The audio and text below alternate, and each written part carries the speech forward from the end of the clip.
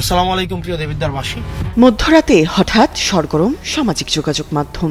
আসন্ন ত্রয়োদশ জাতীয় সংসদ নির্বাচনে ঠিক আগ মুহূর্তে জাতীয় নাগরিক পার্টি এনসিপি দক্ষিণাঞ্চলের মুখ্য সমন্বয়ক ও কুমিল্লা ৪ আসনের হাসনাত আব্দুল্লাহকে নিয়ে আবেগঘন বার্তা দিয়েছেন দলটির আহ্বায়ক Nahid Islam. White plus pro sensitive স্কোয়ারে মাঠের বাইরেও তো আমরা এভাবে দেশপ্রেম দেখাতে পারি। বুধবার রাত ৩:৩০টায় নিজের ফেসবুক পেজে তিনি লেখেন, ছাত্র জনতার ত্যাগে অর্জিত স্বাধীনতা রক্ষা এবং ফ্যাসিবাদী ব্যবস্থার বিলোপ ঘটাতেই তাদের এই লড়াই। আধিপত্যবাদ ও মাফিয়াতন্ত্রের বদলে নয়া বন্দোবস্ত কায়েমের মাধ্যমে জনগণের রাষ্ট্র গড়ার স্বপ্ন দেখিয়েছেন নাহিদ ইসলাম।